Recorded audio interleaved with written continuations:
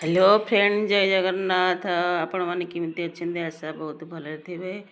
देखु मुझे गोटे घरे गोटे हेल्दी मोमो तैयारी करने को जाऊँगी से कौन कौन सामग्री ये मुझे जोगाड़ कर देछि।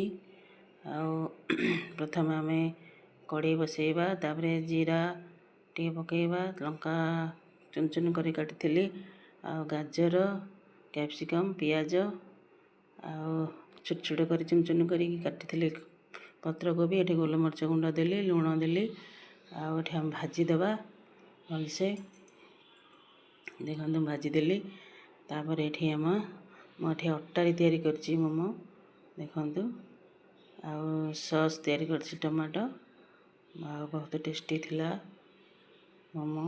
आपण मैंने केबे अटारी तैयारी करछन्ते कि कमेंट रे जणेबे। रहुछि जय जगन्नाथ।